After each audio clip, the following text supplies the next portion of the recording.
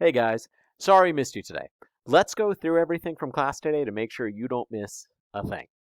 So we did talk a little bit more about your reading journal revision assignment that we introduced last class. Now, this isn't due until October 7th or October 9th, but it is a mastery summative grade, so we do want to make sure we know what's going on. So it's going to be here. Go ahead and follow me here.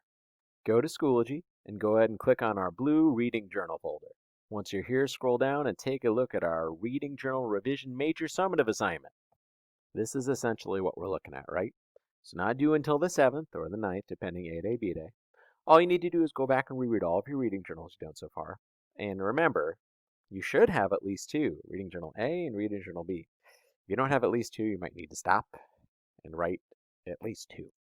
Check any and all teacher feedback, and then choose one entry to revise, type, and submit for a major summative. Little hint, choose your best one, the one that you think is already closest to an A. Start there. Then elaborate and write more if you need to. Remember, you've got to hit at least 300 words. Use your thought prompts to extend if you need those, and make sure about this. Please make sure. Your reading journal should be your thoughts and opinions about what's going on in the text when it comes to characters or setting and the way the author is writing. It should not be summary. If all you're doing is summarizing the text, you're doing this wrong. This is crucial. Be sure to include some theories about maybe why you thought the author did some things on purpose. It's so crucial, I'll say it again. Include some theories about why you think the author did some things he or she did on purpose. And if you're looking for the A+, not the A-, use thought prompts to consider multiple interpretations or possibilities. So once you've revised everything, all you got to do is this.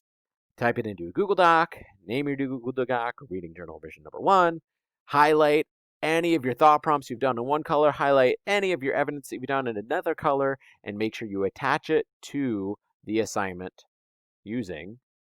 You're going to go ahead and click on the Submit Assignment button. Then you're going to go through and you're not going to click the first option. You're not going to click Upload because you probably don't have like a Word doc on your computer. You are going to go ahead and click instead. Right here, you're going to click Create. And this is where you're going to go ahead and copy paste your work from your Google Doc. Make sure you go ahead and submit by your due date, and then bam, you're done.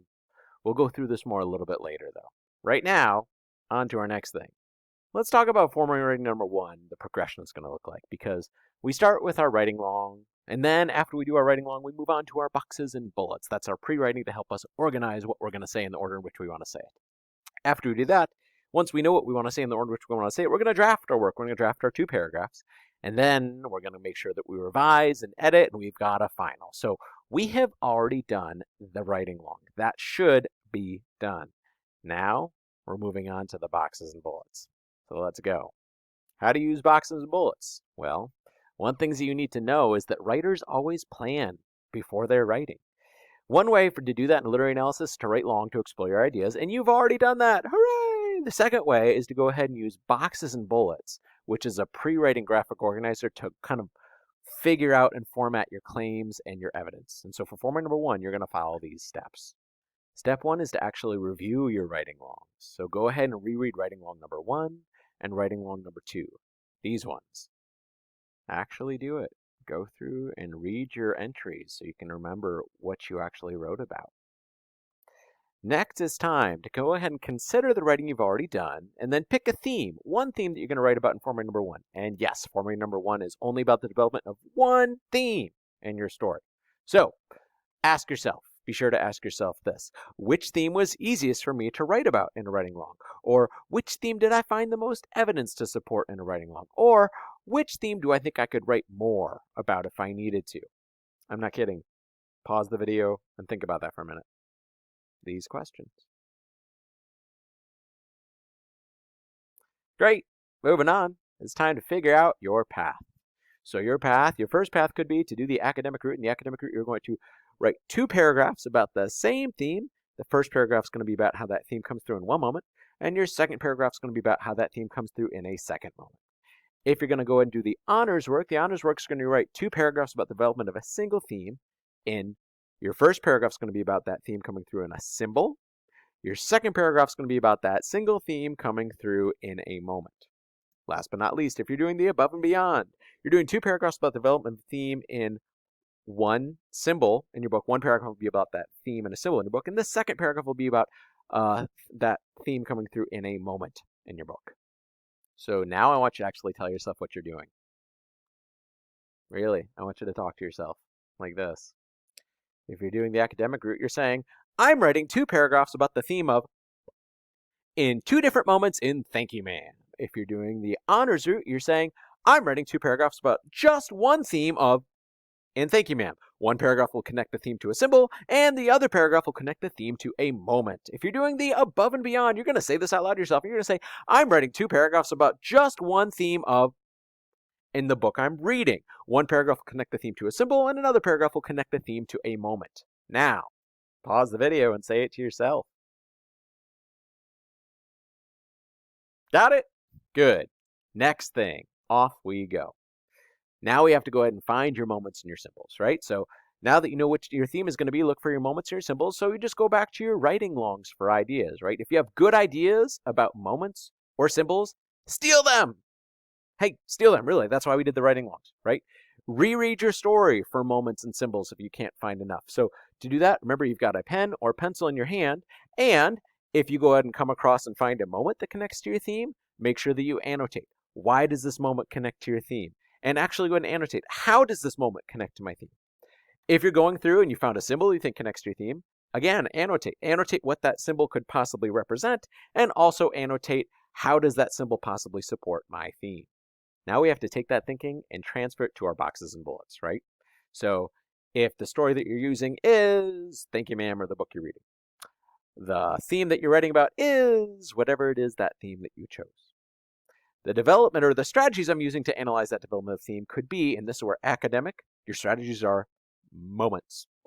Honors, you've got 2 strategies. One strategy is a symbol, another strategy is a moment. And your moments and your symbols will be, I don't know, what will those be? So if you're doing academic, your first moment is this, your second moment is that.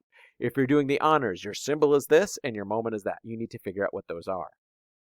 So now I'm going to show you what this looks like. So go ahead and watch how I do this, right? So the book I'm reading is Here to Stay. I'm doing the above and beyond. The theme is the theme of belonging. That's what I chose. I'm doing the honor strategies. So I've got one moment and one symbol, and I figured out what those are going to be.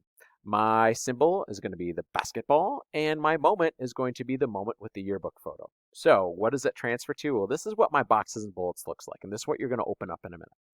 I can do the first part easy peasy, right? I've got the story title. I'll drop that in. That's Here to Stay. I can drop in the author's name. I don't know who that is. It's Sarah Farazan. The universal theme I'm going to be writing about, I already know. I was going to write about belonging. And my strategies, I just told you what they were going to be. It was going to be a symbol, and it was going to be a moment. Now, it's time for the actual thesis. When you write your thesis, use the formula. This is the formula right here.